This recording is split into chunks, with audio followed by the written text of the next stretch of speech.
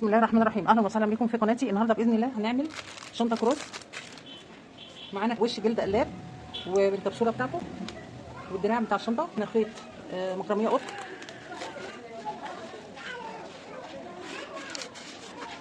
مقص عشان نقص ابره رقم 3.5 ملم.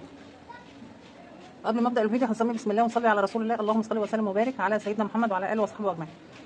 الخروم ديت هنعمل فيها 2 غرزه حشو. في الخروم دي ندخل كده ندخل بالابره ونسحب خيط ونعمل غرزه تثبيت، نعتبرها اول غرزه حشو. معانا طرف الخيط ده تحت الشغل. انا خلصت السطر وعملت 2 غرزه حشو. طرف الخيط ده هنقص نرتفع ب2 سلسله كده ونعتبرهم اول عمود. ناخد لفه على الابره ونلف الشغل، ندخل فيه اول فراغ تحت الحلقتين، نسحب خيط نطلع بقى عندنا 3 حلقات على الابره، نسحب خيط من حلقتين وندخل في الغرزه اللي وراها في الفراغ تحت الحلقتين اهو كده. تحت الحلقتين نسحب خيط نطلع بقى عندنا 3 حلقات على الابره، نسحب خيط نطلع من حلقتين كده. انا بعمل غرزه عمود بلفه. نستمر بهذا النمط لغايه نهايه السطر، نرتفع بعدد من السطور لغايه لما نحصل على القطعه المستطيله. كده انا عملت القطعه المستطيله. احنا هنقص الخيط وهنبتدي نعمل غرزه حشو من اول هنا. واحنا كده بندخل في اول غرزه هنا تحت الحلقتين،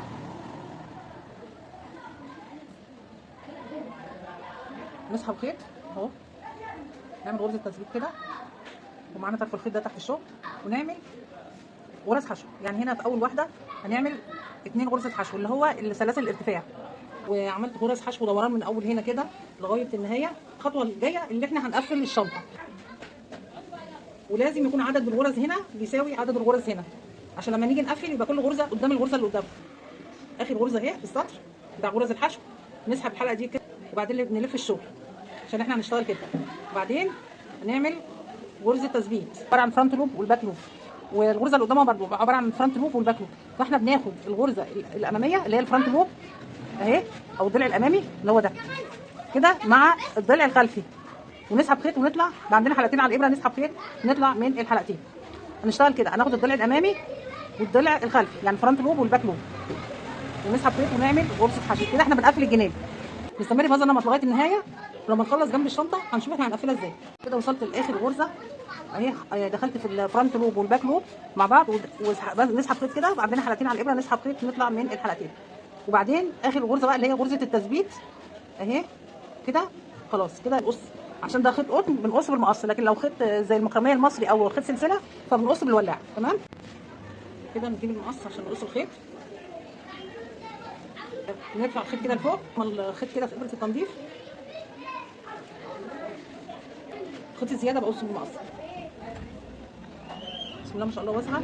لضمت الخيط في ابره التنظيف وثبت وش الشنطه كده، وهثبت الكبسوله كده، وهندخل بالابره كده بس عشان نعرف المكان في اول غرزه، بس مش هشد الخيط للاخر.